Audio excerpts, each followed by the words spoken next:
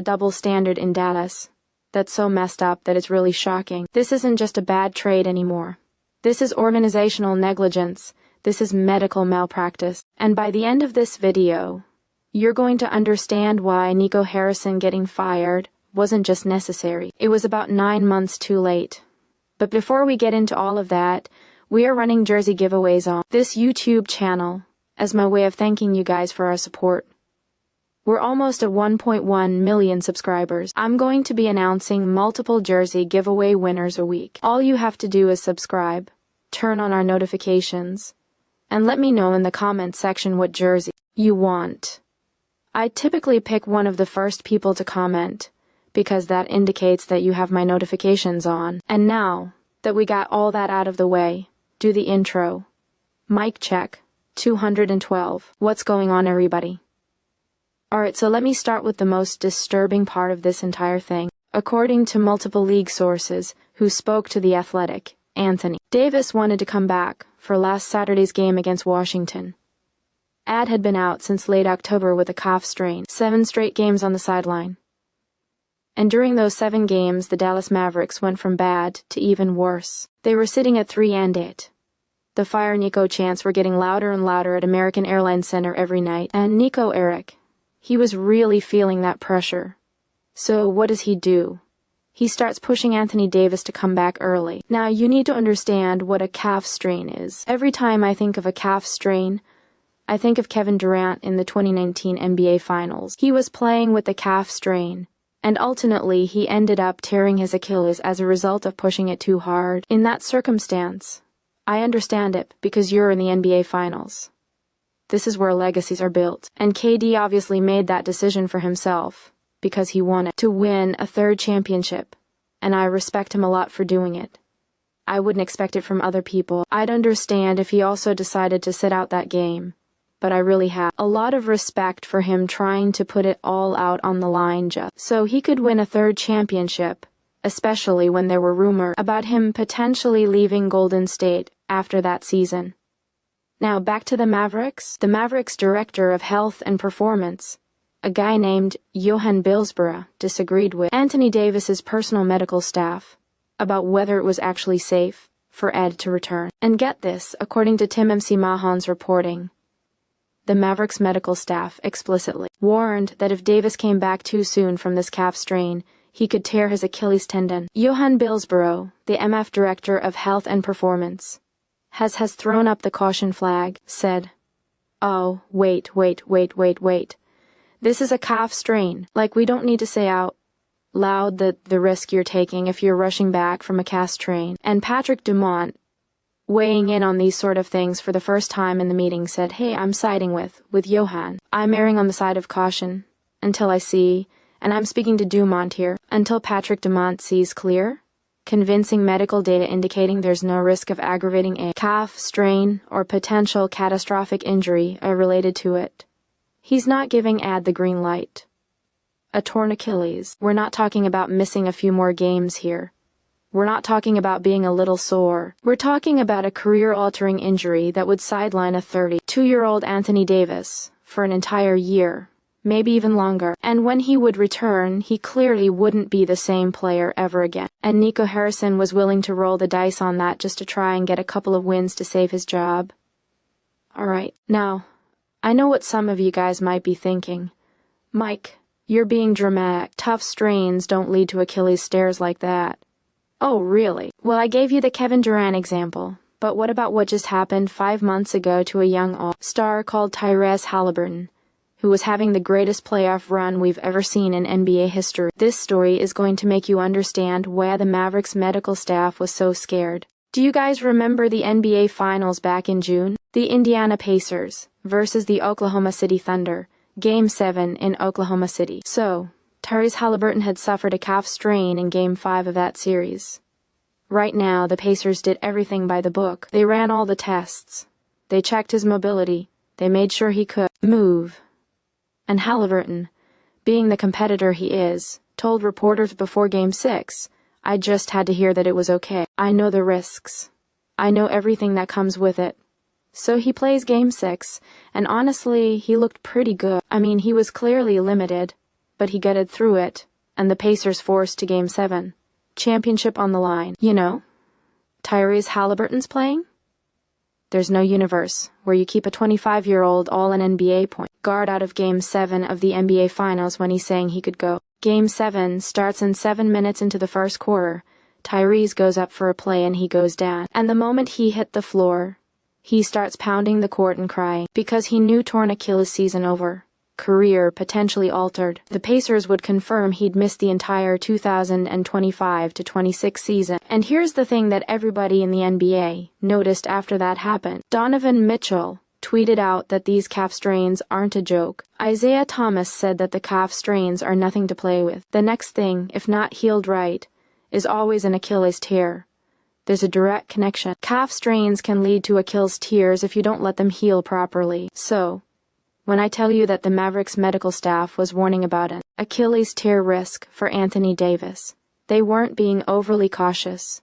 They weren't being soft. They had just watched Tyrese Halliburton's career get derailed 5 months earlier from the exact same situation. They knew exactly what could happen, and Nico Harrison tried to push Anthony Davis back anyway. But here's where it gets even crazier. Patrick Dumont, the team owner, had to personally step in and overrule Harrison. Dumont sided with the medical staff. He demanded to see medical data proving that Davis wasn't at risk of aggravating the injury before he'd approve of Ad coming back. That's how bad it got. The owner had to tell his own GM, "No, we're not doing this."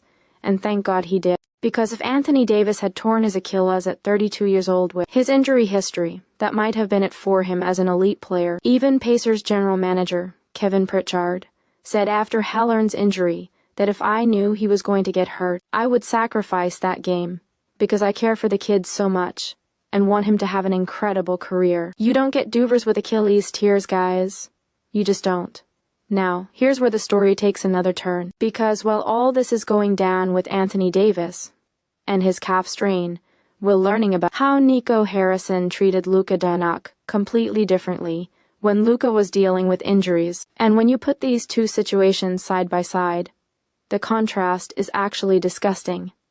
So, check this out. Tim McMahon revealed on the Howdy Partners podcast that Anthony Davis's personal medical staff is on the Mavericks payroll. The team is paying for Ad's private doctors, his trainers, his whole medical team. Now, on its own, that's not necessarily bad, right? 80 seconds, 32, he's got an extensive injury history. Having his own people makes sense. But here's the problem. When Luka Doncic was in Dallas, he never got that same treatment. The Mavericks refused to pay for Luka's personal medical staff, and not only that, but Harrison actually started firing trainers and therapists that Luka trusted and wanted to work with. Casey Smith had been the Mavericks director of health and performance for 21 years, and Harrison fired him after the 2023 season. Then after last season, Harrison fired strength coach Jeremy Halapel and manual therapist Casey Spangler, all guys that Luka liked. All guys that Luka wanted to keep working with. Luka literally told an ESPN source that they got rid of everybody I like. So what did Luka do? He went out and hired his own personal staff out of his own pocket. Slovenian national team strength coach Anze Macek, physiotherapist Javier Barrio Calvo, and Real Madrid nutritionist Lucy Alendros. All out of Luka's own money. The Mavericks didn't contribute a dime. So, let me get this straight. The Mavericks wouldn't pay for Luka Doncic's medical staff, a 25-year-old generation superstar in his absolute prime who had just led you to the NBA Finals, but they're paying for Anthony Davis's medical staff, a 32-year-old who's played 14 games since you traded for him. Make that make sense. And it gets worse. There were disagreements between the Mavericks medical staff and Luka's personal team about injury timelines. When Luka had his calf strain, Joanne Billsborough thought that Luka could come back in 2 to 3 weeks. Luka's team said he needed 6 weeks. Luka even believed he got the calf strain because the Mavericks rushed him back from a heel bruise, but Harrison blamed everything on Luka's conditioning. So with Luka, Harrison doesn't trust the player's medical team. He fires the trainers that Luka likes and tries to rush him back. With Anthony Davis, Harrison pays for the player's medical team, but still tries to rush him back, even when his own doctors are warning about an Achilles tear. The only thing that's consistent here is Nico Harrison being willing to risk player health to try and win games. That's the pattern. Alright, so now we need to rewind the clock here because everything I've told you so far has been about what happened after the trade, right? But there's this whole other layer to this story about what was happening before February, and this is where things get really interesting because it turns out the Lakers and Anthony Davis were having major problems that nobody in public knew about. If you guys remember, Anthony Davis was not really happy with Darvin Ham during the Lakers playoff series against the Denver Nuggets. So Brett Siegel from Clutch Points dropped a bombshell report revealing that the Lakers were secretly gauging trade interest in Anthony Davis back in December of 2024. That's a full 2 months before the Luka trade went down. The Lakers were already calling around the league seeing what kind of return they could get for Ad. Now, why would they do that? Why would the Lakers be shopping a guy who just played 76 games the year before and looked like he was in the best shape of his career? Well, according to multiple team sources who spoke to Clutch Points, Ad wasn't always communicating with the Lakers during the off-season, and his fitness levels entering training camps were consistently described as well below average. And this wasn't just 1 year. This was a pattern that had been building. But it goes deeper than that. After the Lakers won the first ever NBA Cup in December of 2023, Ad's camp started pushing back on the team. They were frustrated that Davis was playing heavy minutes without adequate front court help. Ad wanted another big man. He wanted someone else who could bang in the paint and take some of the physical toll off of him. But the Lakers didn't prioritize that. Instead, they focused on developing Austin Reeves as that third star next to LeBron and Ad.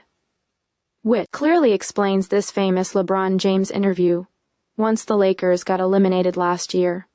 No comment. I never say that because my guy Ad said what he needed.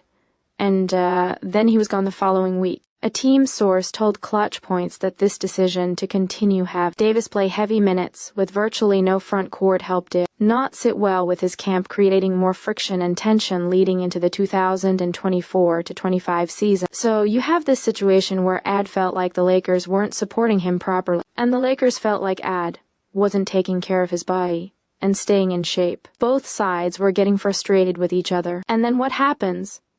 When Nico Harrison and the Mavericks heard that the Lakers were gauging early trade interest in Davis for the 2025 offseason, Harrison immediately contacted Rob Pelinka. Now, Harrison and Pelinka go way back. They've always had a strong relationship dating back to Harrison's time as an executive at Nike when Pelinka was Kobe Bryant's agent, so there was already that connection there. And here's where Rob Pelinka absolutely fleeced Nico Harrison. According to reporting, Pelinka used the Mavericks' concerns about Luka's conditioning against them during the trade negotiation. The original framework apparently had Dallas getting Dalton Connect and multiple first-round picks for Luka, but Pelinka convinced Harrison that Luka's conditioning issues made him a risk, which drove down the price. So, Dallas ended up with Anthony Davis, Max Christie, and 1 first-round pick. That's it. You don't have to be a genius to realize how badly Nico Harrison botched the Luka Doncic trade, and just based off of the framework of the trade and the fact that he destroyed his own leverage in this negotiation, he deserved to be fired as general manager just based off of that. Think about how crazy this is. The Lakers were already shopping Anthony Davis because they had concerns about his conditioning and his fitness levels. But when it came time to negotiate with Dallas, Pelinka turned it around and used Dallas's concerns about Luka's conditioning to get a better deal, and Harrison fell for it. The Lakers dumped a guy they were secretly trying to move anyway, and they got a generational talent in Luka Doncic, and they paid less than market value because Harrison was so obsessed with Luka's weight. Man, when you look at it like that, this is the most lopsided trade in NBA history. And it's even worse when you know all the behind-the-scenes stuff that was happening. I mean, the only other trade that I could think of that was this lopsided was maybe the Pau Gasol trade.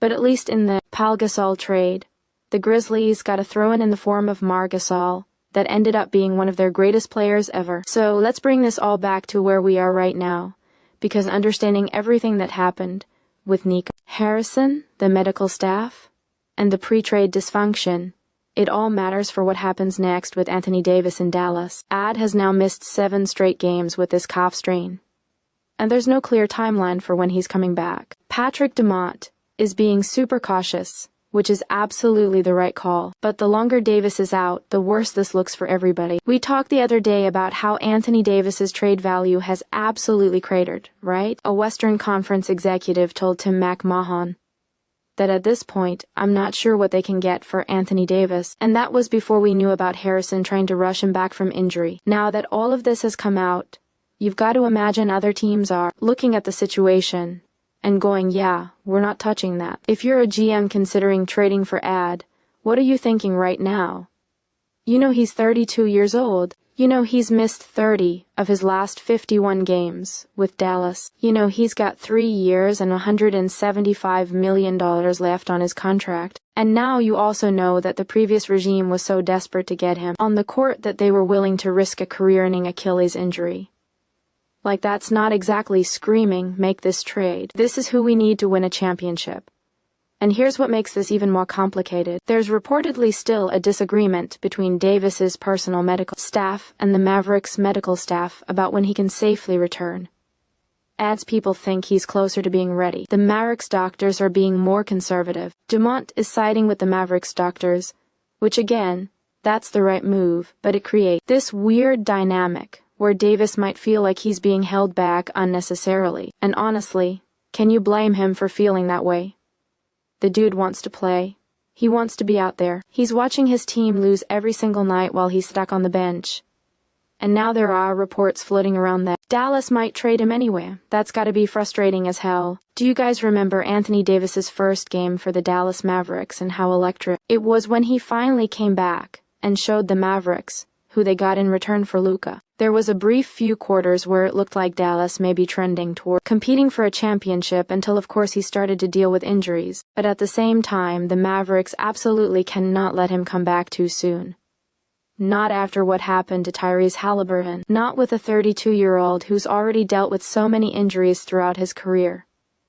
The risk is just too high. Now, I want to zoom out for a second right now because Anthony Davis isn't the only player that's dealing with injury issues on the Dallas Mavericks. This isn't just one bad decision by Nico Harrison with Anthony Davis's calf strain. This is about a pattern of dysfunction that goes back for years. And when you look at the full timeline, it's actually kind of shocking that Harrison lasted as long as he did. So, let's start with Casey Smith.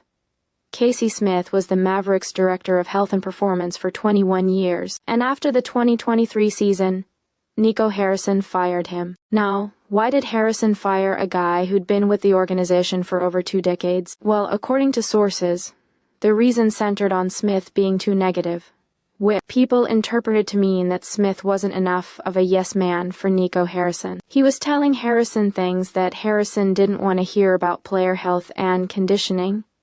So Harrison got rid of him. That's a massive red flag right there. When you fire your longtime medical director because he's too negative about injuries, that tells you everything you need to know about what kind of organization you're trying to run. You don't want people who are going to tell you the truth. You want people who are going to tell you what you want to hear. Then Harrison brings in his own guys. Kate